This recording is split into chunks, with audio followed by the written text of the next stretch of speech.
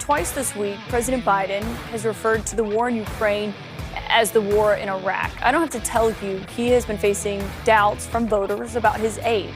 He is the oldest president, of course, in the nation's history that we've ever had. One of those instances happened as he was leaving the White House today. What do you say to people who are concerned about his age and slip-ups like the one he had today? Bueller? Anyone? What can you say? Yeah, that's the reality. That's our president. The slip-ups are increasing in frequency and seriousness. It's the Chris Plant Show. Mike Opelka in for Chris Plant. This week, he will return after the Independence Day holiday. Glad you are here. It is another day where the administration is putting the president at risk, even though they know he's not correct. He has problems. Things upstairs between the ears, they're not working. And we talked earlier about Joe Biden coming out of the White House yesterday with the marks on his face. And the White House admitting, or being forced to admit, that he uses a CPAP machine. And that's to help you breathe at night, because a lot of people have sleep apnea. And one of the things that helps those people get a good night's sleep, which is kind of important, is having their breathing passages opened up, and CPAP machines. They don't look so cool. I have a friend who uses one, and he said it's kind of difficult on his love life. He's a single gentleman, and he said it's just really bizarro.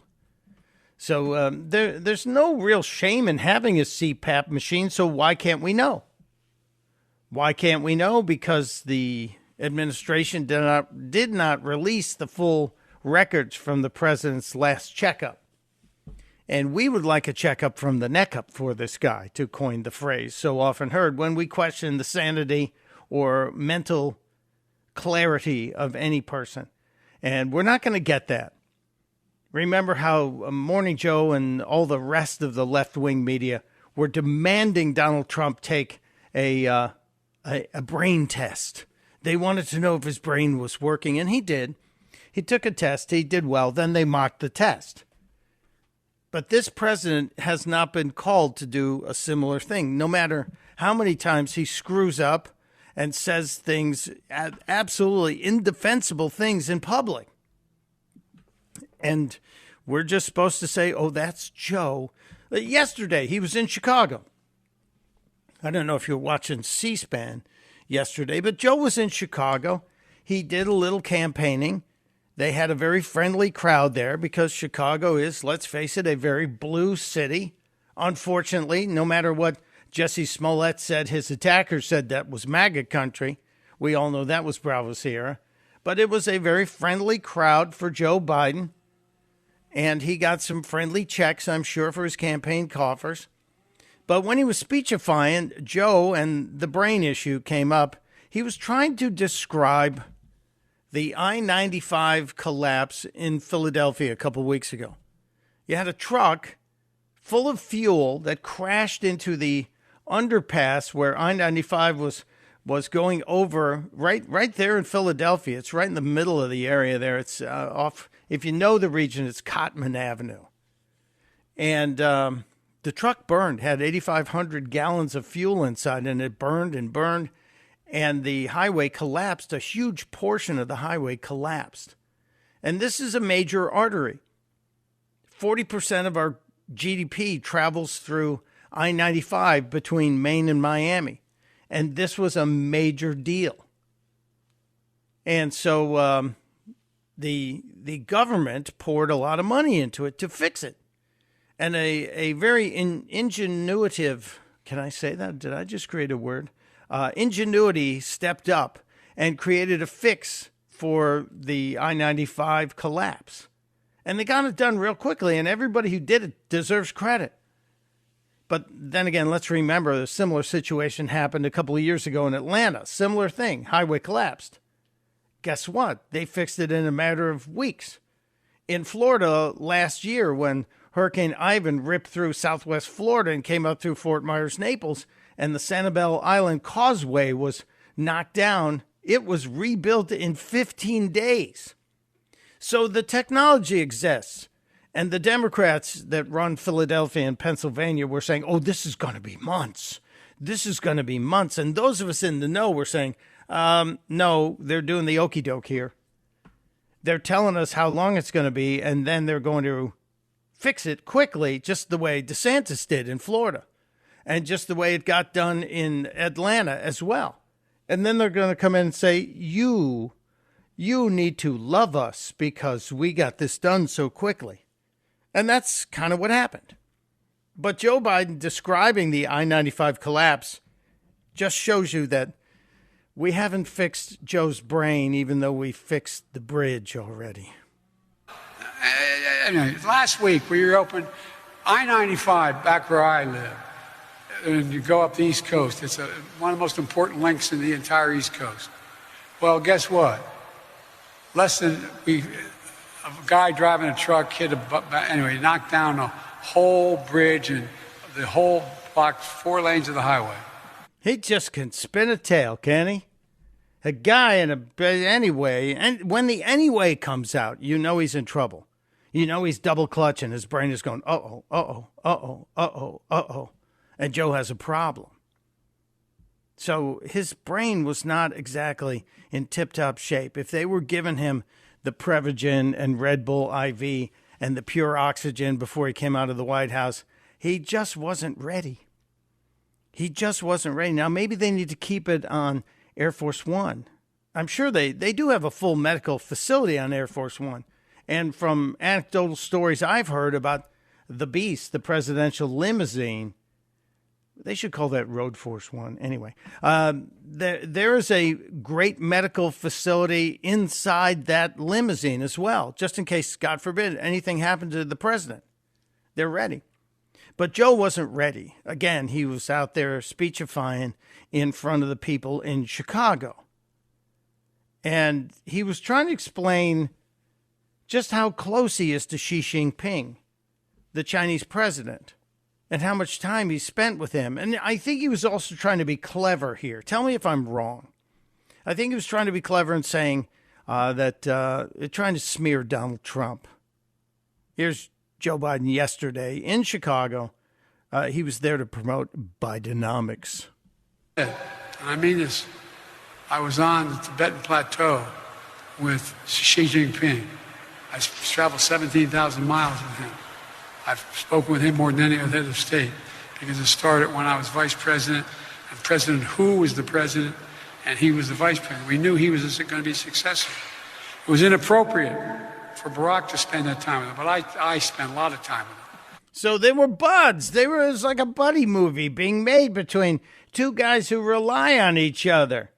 And we've had several people debunk how many miles he traveled and how much time he spent with him. But let's let Joe keep telling his story. I met alone with him, just he and I, and a simultaneous interpreter 68 times, 68 hours, 68 times, more than. So 68 times, 68 hours, 68 times. Wait, more than that, right? 68 hours. By the way, I turned in all my notes. By the way, I turned in all my notes. That's an applause line there, right there. I guess he's referencing documents. Is it important to reference those documents? Because, we're still trying to figure out the documents that were inside Joe's offices, both at the University of Pennsylvania, the ones in the offices in Chinatown, the lawyers' offices in Boston, the Biden Center in Wilmington, Delaware, where there were reportedly 1,800 boxes that are to be remained sealed without any ability to investigate them until 10 years after Joe Biden leaves public life, which means probably when he passes away. This guy, to reference, I turned in all my notes, when we know he has admitted taking notes when he was a senator. He has documents back from his days in the 70s when he was a senator, and he's told us that. It is just another example of the two tiers of justice in this country. And if you want to talk about two tiers of justice, we had another example of that yesterday out of New York. out of New York City yesterday, where Daniel Penny, the gentleman who served this country as a Marine, appeared in court to plead not guilty to the charges against him. Remember, he's the guy who put a chokehold on a crazed homeless man who was threatening everybody on the subway car. And now yesterday he appeared in court to plead not guilty. At the same time, a similar incident that happened between a black gentleman whose girlfriend was punched in the face by a crazed individual, and that gentleman took action again and ended up stabbing the attacker. Would you think about that? His case was dismissed. I hope New York City is embarrassed to no end by what they have done to a former Marine and not dismissing the charges against him for protecting everybody on that subway car. I don't think that guy set out to kill that crazed homeless man who said he wanted to go to jail. He didn't care. He didn't care if he killed everybody. He didn't care if he went to jail for the rest of his life. And this guy stood up and took action. Just as the subway stabber did, his charges were dismissed. I hope New York City gets a great big serving of embarrassment for that. We have several other things to talk about today. There are some updates from the LGBTQ world of attempting to foist gender mutilation on children. I don't care what you do in your private life if you're an adult, but leave the kids alone. We'll get to that. There was an overturning of a law that in Tennessee was protecting kids. That's a problem. We mentioned late yesterday the New York Times accidentally showed why these gender-affirming mutilations are so dangerous. I don't think they realized it because maybe they don't read their own articles. Are you feeling the pain from the entertainment business with the writers' strike going on for so long? And now 250 actors have signed a paper saying that, well, we're going to go on strike too. I'm not really missing late night TV. Greg Gutfeld crushed it in the ratings again. Number one guy in late night. And speaking of late night, when we come back, I want to play something for you from Dana Carvey. Remember him? He was on Saturday Night Live when they were funny. He was on SNL when they actually made people laugh and weren't trying to be political. It was pretty darn funny. And it involves Dr. Fauci. If you haven't heard it, I think you'll like it. Join the conversation as well. 888-630-9625, 888-630-9625. Mike Opelka in for Chris Plant on The Chris Plant Show.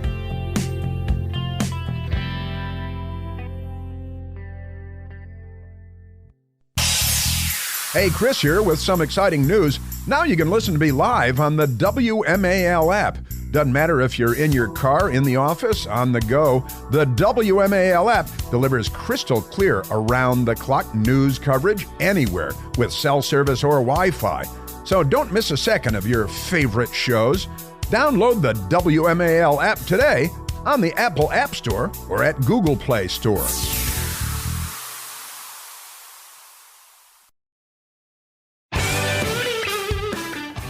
It is the Chris Plant Show. Chris is on holiday. My name is Mike Opelka. I am here for the duration till he returns, and I thank you for tuning in. I said I was going to get to the Dana Carvey clip, the guy who was very funny when he was on SNL, when it was funny. Well, not always funny, but there were some really good years. But there was breaking news during our commercial timeout, and that the Supreme Court has given the boot to affirmative action, that racial preference, color can't matter anymore. And I think that's great. I think that shows we as a country don't need to use race to make decisions. And schools have been doing it. And so that's good news. And as I'm looking at some of the coverage on TV, I'm also noticing a bit of a haze. And maybe it's those pesky, racist Canadian wildfires that are out there. Maybe. Let's check in with one of the Chris Plant regulars. Sylvie from Waldorf, Maryland is on the phone. Hello, Sylvie. How are you? Hey, Mike. How are you? I'm glad to hear from you. Yeah, it's great. Yeah, I'm spending Canadian Haze Day at home making Italian wedding soup. So, the last time we had the haze back at the beginning of June, a colleague of mine was apoplectic that some of us weren't wearing masks indoors or outdoors, and she went in so far as to say that we were in that age bracket. Some of us were in that age bracket where we can't really mess with our health. I'm almost 60. So, now they also want to embarrass us because of our age, not only, to give us feedback on whether or when we should be wearing our masks, but I just wanted to also let you know that the housewives were Real Housewives of WMAL to everyone. Yes. We had boatloads of fun watching President Trump during the CNN town hall back on May 10th. It was just back like the good old days, Mike, because Caitlin Collins' face was just priceless. But the fact that the CEO was booted because of the effectiveness of this town hall, it's just mind-blowing. It really is. Yeah, you can't go against the agenda, even if it's for one night. You're then put on the discipline couch of unemployment, which is what happened to Chris Licht. But I have to get back to something. We're talking about the wildfires and the air, because the air quality is bad in a lot of cities. My sister in Chicago said it's really bad here. And as I mentioned, Cleveland was getting it. Now it's here in the D.C. area. But the Associated Press wants us to know that the smoke from Canada wildfires is increasing health risks in Black and poor U.S. communities. So I just want you to know to be careful, Sylvie, because people of color and people who might be in a lower income status, if you're in a neighborhood that's lower income, the smoke is apparently aware of that, and it hunts down those neighborhoods, and it tries to get into those neighborhoods exclusively. So this must be smart smoke. That's what I'm going to label this the world's first smart smoke, and maybe Canada is using this as some sort of environmental bioweapon against us. Just throwing that out. I wouldn't be surprised, Mike, if come November 2024 we have another one of these episodes with the haze, so that people can, mail in their votes and all this stuff. A month of wildfires. Maybe it's going to happen, Sylvie. Well, wear your mask outside. There's no shame in wearing a mask outside now. It's for good reason. And I will tell everybody, if you have an air filter on your air conditioner, in the last 2 months, they've gotten more garbage thanks to those Canadian wildfires. So maybe change your filter a little bit earlier. Just saying. It's only a few bucks. Thank you, Sylvie, for being there. I have so many things I need to get to today. And the Canadian racist wildfires was just one of them, and you brought it to the forefront. We have some big topics to talk about. And so I'll be back after the brief break. Especially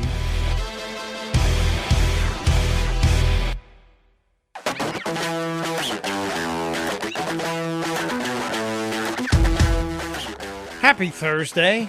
It's the Chris Plant Show. Mike Opelka sitting in for Chris as he is on the cruise with a bunch of listeners. Maybe we'll get an update on that. Maybe not. Maybe they're just kicking back. 494 days until the 2024 election. It will be here before you know it. A couple of stories that aren't getting enough attention in my book that I want to mention here before I share this brilliant little impression from Dana Carvey. One of the stories, and it kind of relates to where we're going with this. Yesterday, this broke on the National Pulse website, and it's worth a look. Headline, Wuhan whistleblower. COVID was a CCP bioweapon. Wait a minute. Isn't that what many of us have been saying for years? A Wuhan whistleblower is claiming that the COVID-19 virus was a bioweapon developed by the Chinese Communist Party. This comes from the claims of a former researcher at the Wuhan Institute of Virology. This whistleblower, Shao, I might be butchering that name, I may not, also claimed that several of his colleagues vanished during the 2019 Military World Games in Wuhan, with one subsequently revealing that they went to the hotels to inspect, quote, health and hygiene conditions, which apparently was a ploy to spread the virus. Now, here's where this really becomes important. This story mirrors reporting, and now that reporting appears to be very rock solid, from uncoverdc.com, which in March of 2020, now this is, I think, just before the pandemic had been officially declared, March of 2020, the reporter Tracy Beans at uncoverdc.com reported that China held something called the Wuhan Games, the Military World Games, where nations were invited to send representatives from their military to compete against other military athletic groups and some other games too from around the world. So different countries were sending competitors, and we sent a team. Our team traveled to China. They left from Seattle, from just outside of Seattle. Actually, there's a base there that is in Kirkland, Washington. Now, why does this matter? Why is this important? Why is Kirkland, Washington, the place where we all think about one of those big box stores has its headquarters? All their home products are called Kirkland. Well, interestingly enough, the group that we sent in the fall of 2019, the military competitors that we sent to Wuhan, came out of a base in Kirkland, Washington. They traveled to Wuhan. They returned weeks later after this competition, and then there was noted a virus was kind of burning through some of the people that went there. Kirkland, Washington also happens to be home to a care facility for seniors. That was one of the first senior homes that showed a massive outbreak of COVID-19. If we're connecting the dots here, this just makes sense. This makes complete sense that China developed this virus by using gain-of-function research that was funded by Dr. Fauci. The Fauci-backed lab and the workers there were tasked by, according to the whistleblower, a, quote, superior, close quote, to identify the most contagious strain of COVID from 4 different samples and show how particularly they were effective on getting people sick, humans sick. So this all makes sense. We're connecting the dots here. And now Dr. Fauci in his retirement, remember, he retired in January of this year, 82 years old. He's just gotten a big job at Georgetown. He'll be speechifying and teaching at Georgetown and probably making a nice salary to go with his massive government pension. Let's remember, he was the highest paid government employee, the highest paid federal employee, Dr. Anthony Fauci. Why hasn't he been brought up on charges for funding gain-of-function research, or at least for lying about it? Because we have the receipts. Jim Jordan has them. Jim Jordan's had them for 2 years. Well, I know the answer why. It's the DOJ. We know why. But there were over 1 million Americans killed by a Chinese bioweapon. And it came from a lab in Wuhan.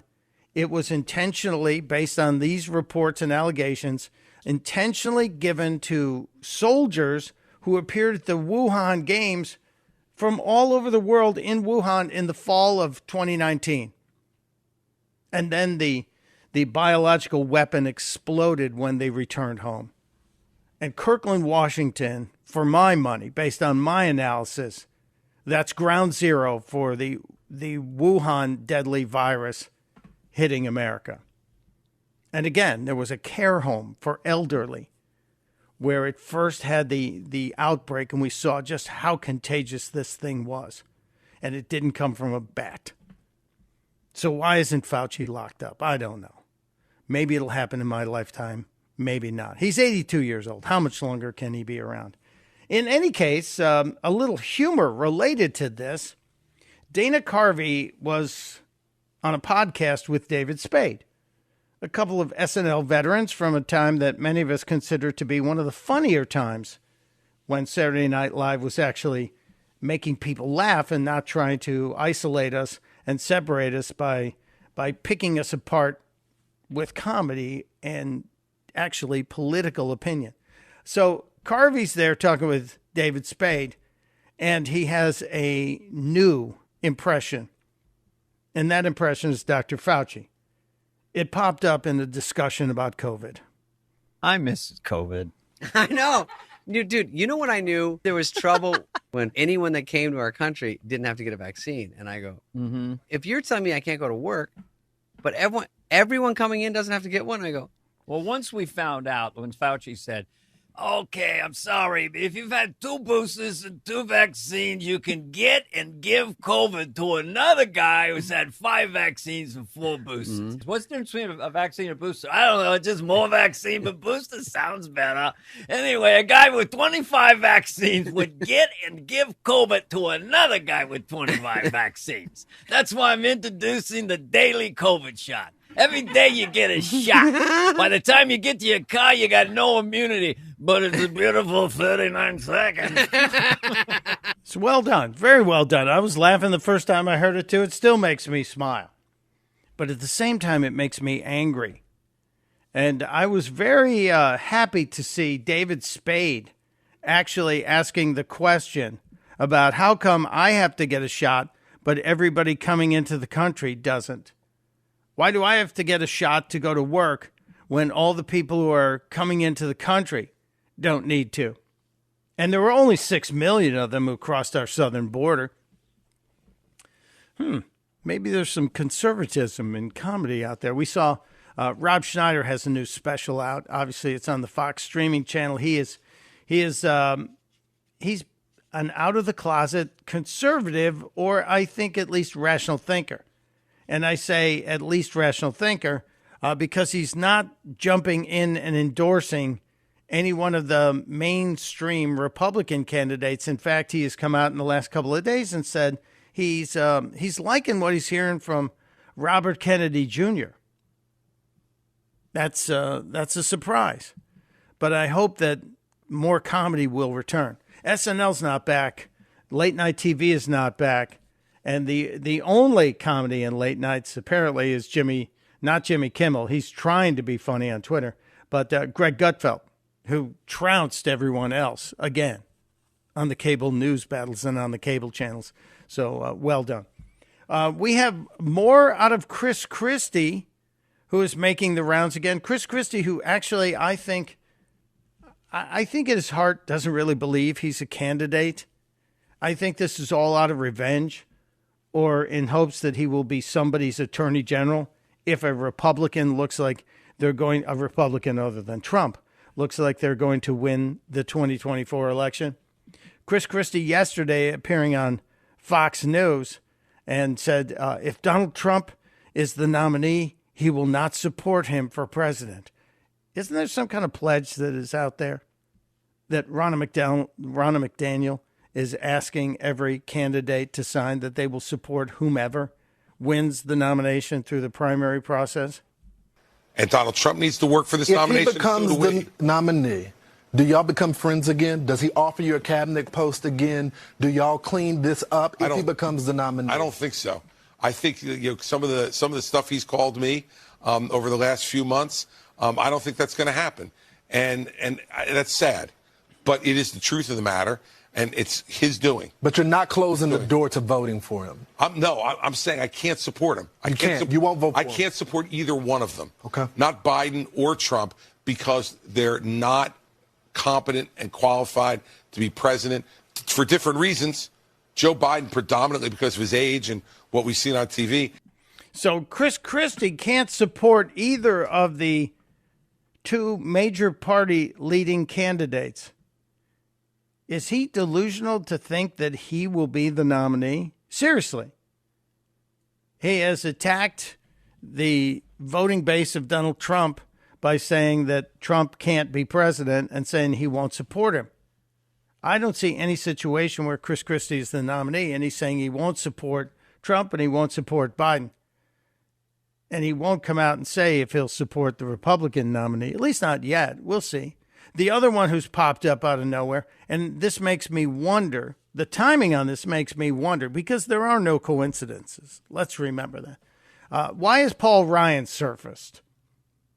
Why has Paul Ryan surfaced? Yesterday, Paul Ryan appeared over on CNBC on Squawk Box. And he's talking about if we nominate Donald Trump, we, the Republican Party, nominate Trump, it's a disaster. And he's now an anyone but Trump person. This was interesting. About Trump and who the president, who the Republican should run. Yeah, so I don't have that job anymore. So I'm very clear with, look, it's a disaster if we nominate Trump. You know, I think that I've been saying this for a long time. But Liz is right, which is he could win. I think we lose with him. I think we're much more likely to lose. We haven't won anything with him since he first won in 2016. We lost the House in 2018, the presidency in 2020. The Senate in 20, and we could have won the Senate in 2022, but for him. Are you going to endorse it? Is Rupert going to tell you who to endorse? No, I'm going to endorse whoever I want, but right you're now... You're on the board of Fox. That's why I said it. Yeah, I know. I'm for anybody not named Trump right now. I'm for anybody not named Trump right now. This really is fascinating to me, and I wonder where all of this is coming from. And I'm sure it will all become clearer the closer we get to getting an answer to who is the candidate. It'll all become clear. Before I take a quick break here, let's grab a quick call out of Chicago. Alan is in Chicago. Welcome to the Chris Plant Show. Alan, what did you want to add to the discussion? Well, you were talking about the deaths from COVID. If you go to the database of the Center for Disease Statistics, only 5% of the people that died only of COVID. COVID, by and large, was a contributing factor like pneumonia. In fact, it was a form of pneumonia. It was a respiratory virus that largely, according to Dr. Walensky, 75% of those who died had 4 comorbidities. Dr. Harvey Rich said 60% had 6 comorbidities. In New York State, 42% of the cases of COVID were found after admission. People had not gone to the hospital because they had COVID. They went to the hospital because they had other issues, and they discovered it only after they were there. And, you know, interestingly, if you look at the Spanish flu, unlike COVID, killed a lot of young people. This killed a lot of very old people. 60% were 75% and older. And, like, the median age was like 82. So half who died were 82 and older, which means what we did throughout this entire matter was we shut down the economy because old people were dying. It's not new. Well, we're making points here, Alan, that are kind of different from my original point. And my original point was all the people that died with COVID or from COVID, and there were over 1 million that died with COVID or from COVID, it all happened because China engineered a virus, a bioweapon, and then consciously, I believe, worked to spread it around the world. Now, what governments did around the world to take control of what was going on in their countries by some of their COVID policies, we saw the lockdowns here and some of the other nefarious actions that were taken by governments. That's another topic altogether. And yes, this government in America utilized COVID and the diagnosis of COVID to move money all over the country, because a hospital that claimed someone died from COVID, even though it was with COVID, got compensated more than they would have gotten compensated if that person died from pneumonia. That's a fact that's out there. So let's not lose track of where COVID came from. To me, that's the real issue here. Yeah, there's a lot of interesting statistics on it. But China should be billed, like Donald Trump said years ago, for $10 trillion by the United States. All right, I'm taking a break. It's Mike Opelka in for Chris Plant on The Chris Plant Show.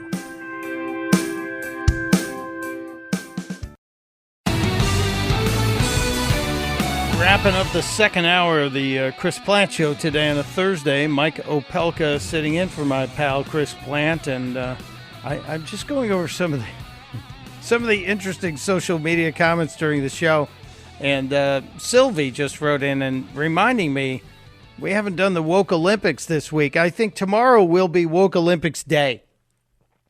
We'll do some Woke Olympic nominations where you can pick up on your favorite woke stories and share them.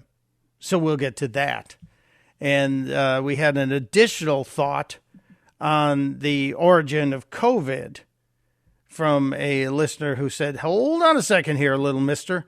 It appears that maybe it was Spokane, Washington, where it first showed up in America. And I want to do some digging on that. I want to relive and reread the Tracy Beans reporting on what happened in Kirkland and the troops that went out via the base at or near Kirkland and see what the timing was on that. But apparently there's a report some dental techs had gone on a humanitarian mission to Wuhan, China, and brought it back. So we want to be right. We want to be accurate. It does not diminish the reality that COVID came from a Chinese lab. A Chinese lab that was funded by Fauci. And we should never forget that. Nor should we forgive that. It appears that yesterday was Whistleblower Wednesday, and there were more stories out of the IRS whistleblower who has come forward in the Hunter Biden, Joe Biden crime family case that isn't getting enough attention. So we'll lead with that next hour. We'll get into that. I also want to respond because I didn't do it yesterday, and a couple of people wrote to me and said, hey, you promised us the answer on these Ozempic, Wegovy, all these diabetes drugs that are now showing great promise in weight loss. And how does it affect Ozempic finger, Ozempic butt, Ozempic face? And what do we need to know? I promised you yesterday. I will get to it today because Dr. Michael Rosen of the Cleveland Clinic has weighed in on it. And a couple other surprise stories that I haven't shared with you as of yet. Well, we didn't talk about Madonna either. Apparently, Madonna, 64 years old, was found unresponsive Saturday in her New York City apartment, had to be intubated.